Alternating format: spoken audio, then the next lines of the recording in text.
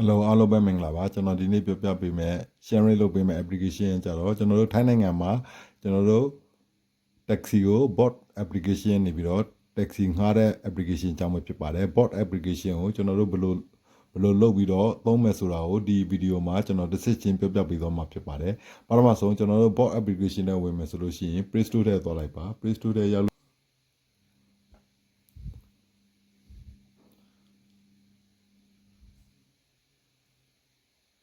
application ကို download ဆွဲပြီးလို့ရှိရင် open လေးကိုနှိပ်ပြီးဖွင့်လိုက်မှာဖြစ်ပါတယ်။ဖွင့်လိုက်လို့ရှိရင် bot ကငှားတဲ့ application ထဲကိုရောက်သွားမှာဖြစ်ပါတယ်။ bot application နဲ့ရောက်သွားလို့ရှိရင်ကျွန်တော်တို့ဒီလိုမျိုး permission လေးတွေပေးရမှာဖြစ်ပါတယ်။ကျွန်တော်ကကြတော့အပေါ်ဆုံးဟာကိုရွေးလိုက်ပါမယ်။ဟိုသုံးပြီးတော့ကျွန်တော်လုပ်ပြမှာဖြစ်ပါတယ်။ဒီလိုမျိုးပေါ်လာလို့ရှိရင်ကျွန်တော်ဖုန်းနံပါတ်ကိုသုံးပြီးတော့ကျွန်တော်တို့ application ထဲမှာကျွန်တော်သွားပြီးတော့ဖုန်းနံပါတ်ကိုထည့်လိုက်မှာဖြစ်ပါတယ်ကျွန်တော်ဖုန်းနံပါတ်ရဲ့အရှိဆုံးမှာရှိတဲ့3ညကိုဖြုတ်ပြီးလို့ရှိရင်အပေါင်း66နဲ့နေပြီးတော့ကျွန်တော်ထည့်ပေးလိုက်မှာဖြစ်ပါတယ်ပြီးလို့ရှိရင်အောက်မှာ use SMS ဆိုတဲ့နေရာလေးကိုရွေးပါမယ် SMS နေပြီးတော့ကုန်းနံပါတ်ပို့လာမှာဖြစ်ပါတယ် continue လေးနေပြီးတော့ကျွန်တော် SMS နေပြီးတော့ message လေးတောင်းမှာဖြစ်ပါတယ်ခဏလေးစားလိုက်လို့ရှိရင်တော့ကုန်းနံပါတ်လေးပို့လာမှာဖြစ်ပါတယ်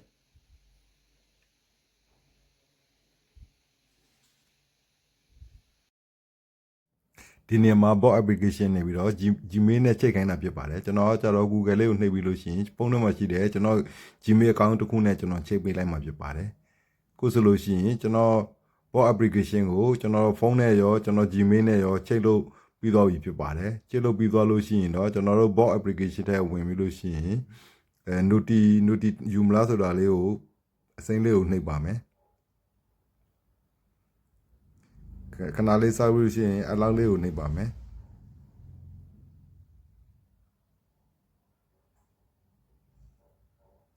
ဒီလိုမျိုးပေါ်လာပြီဆိုလို့ရှိရင်တော့ကျွန်တော်တို့ bot application ကိုသုံးဖို့ဆိုတာ ready ဖြစ်သွားပြီပါတယ်အခုကျွန်တော် bot application လေးကိုဖွင့်ပြီးလို့ရှိရင်ကျွန်တော်လက်ရှိနေတဲ့ Ekamai ကားကဲနေပြီးတော့ကျွန်တော် site တိုင်းမိုင်ဆိုတဲ့ Southern Bus Terminal ကိုကျွန်တော်ဘယ်လိုသွားမလဲဆိုတာကိုလုပ်ပြမှာဖြစ်ပါတယ် RID right ဆိုတာလေးကိုတွေ့ပါမယ်အပေါ်မှာ RID right လေးကိုနှိပ်ပါမယ်အပေါ်မှာပြန်ဝင်ပြထားတာကြတော့ကျွန်တော်လက်ရှိရောက်နေတဲ့နေရာဖြစ်ပါတယ်အောက်မှာကြတော့ကျွန်တော်သွားမယ့်နေရာကိုကျွန်တော် Southern Bus Terminal ဆိုပြီးတော့ကျွန်တော်ရိုက်ထည့်လိုက်မှာဖြစ်ပါတယ်အဲ့လိုမျိုးရိုက်ထည့်လိုက်လို့ရှိရင်ကျွန်တော်သွားမယ့်နေရာလေးကိုရိုက်ထည့်လိုက်တဲ့ခါကျတော့အခုရှိနေတဲ့နေရာအပြောင်းပြထားတဲ့နေရာနေပြီးတော့ draw off ဆိုတဲ့ဟိုဘက်ကနေရာကိုပြပေးနေတာဖြစ်ပါတယ်ဒီနေရာမှာကားခါးတွေကကြတော့အမျိုးမျိုးပြပေးနေတာဖြစ်ပါတယ်စိုက်ကယ်နဲ့သွားမယ်ဆိုရင်ဘယ်လောက်ကြာမယ်ကျွန်တော်တို့ဘောနဲ့သွားမယ်ဆိုရင်ဘယ်လောက်ကြာမယ်ကျွန်တော်တို့ priority ဆိုရင်600ကျော်စိုက်ကယ်ဆိုရင်240 basic ဆိုရင်429အသီးသီးပြပေးနေတာဖြစ်ပါတယ်အဲ့ဒီနေရာမှာကျွန်တော်ကြတော့ basic ကိုပဲရွေးပါတယ် basic ကိုရွေးလိုက်တဲ့အခါကျတော့ဒီလိုမျိုး driver ကို application နဲ့တစ်စက် driver found ဆိုပြီးတော့ driver ကျွန်တော်လာခေါ်ပေးမဲ့ driver ကိုရှာပေးနေတာဖြစ်ပါတယ်အခုဆိုလို့ရှိရင်ကျွန်တော်လာကြိုမဲ့ bot application ကမောင်းတဲ့ကား driver ကိုကျွန်တော် application တွေတော့တွေ့သွားပြီဖြစ်ပါတယ်အဲ့ဒီနေရာမှာ bot ကျွန်တော်လာကြိုမဲ့ bot driver ကကြတော့6မိနစ်ကြာပြီးမှကျွန်တော်စီရောက်လာမှာဖြစ်ပါတယ်ဆိုတော့ကျွန်တော်လာကြိုမဲ့ကားနံပါတ်ရဲ့ကားအမျိုးအစားရဲ့သူကဒီ application မှာပြပေးနေတာဖြစ်ပါတယ်။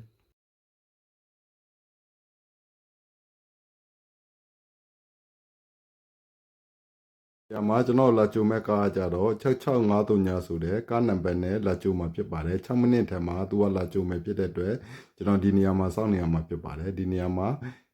ဒီ application မှာကြာလို့ရှိရင်အောက်မှာ contact driver ဆိုတဲ့ဟာ application ကိုနှိပ်ပြီးလို့ရှိရင်စာပို့လဲရတယ်ကျွန်တော်တို့ဖုန်းနဲ့ပြောလဲရပါတယ် application နေပြီးတော့ကိုကြတော့ကျွန်တော်လာကြိုမဲ့ကားကိုကျွန်တော်စောင့်နေတာဖြစ်ပါတယ်ဒီကားဒီ bot application ကိုသုံးပြီးတော့မောင်းလာတဲ့ကားလာမဲ့လမ်းကြောင်းကိုကျွန်တော်လက်ရှိနေတဲ့နေရာကိုဘယ်လိုလာနေတယ်ဆိုတာကိုပြနေတာဖြစ်ပါတယ်ခုဆိုလို့ရှိရင်ကျွန်တော်လာကြိုမဲ့6653ညဆိုတဲ့ကားဒီမှာရောက်လာပြီဖြစ်ပါတယ်ဆိုတဲ့ခါကျတော့ရောက်လာလို့ရှိရင်ကားသမားကိုကျွန်တော် application ပြပြီးတော့ကျွန်တော်လာကြိုတာဟုတ်မဟုတ်ကိုကျွန်တော်မေးပြီးတော့ကားပေါ်ကိုတက်ပါတယ်ပြီးလို့ရှိရင်ကျွန်တော်အခုကျွန်တော်သွားမဲ့ Southern Bus Station ဆိုတဲ့ကျွန်တော်တို့ site တိုင်းမှန်ကိုကျွန်တော်ခုသွားနေတာဖြစ်ပါတယ်အဲသွားနေတဲ့ကားပေါ်မှာလည်းကျွန်တော်တို့ဒီမှာကြာတဲ့ငွေရဲ့ဘယ်လိုသွားနေတယ်ဆိုတာကို application တွေပြပေးနေတာဖြစ်ပါတယ် ဆိုတော့ကျွန်တော်တို့ bot application ကိုသုံးပြီးလို့ရှိရင်တနေရာနေတနေရာကိုခီးသွားမယ်ဆိုလို့ရှိရင် taxi ခေါ်မယ်ဆိုလို့ရှိရင်ဘယ်လိုမျိုးခေါ်လို့ရတယ်ဆိုတာကိုကျွန်တော်တို့ဒီဗီဒီယိုမှာအစဆုံးလုပ်ပြပေးသွားတာဖြစ်ပါတယ်ဒီဗီဒီယိုကိုဆုံးဖြတ်ကြည့်ပေးတဲ့အတွက်အားလုံးကိုကျေးဇူးတင်ပါတယ်ခင်ဗျာ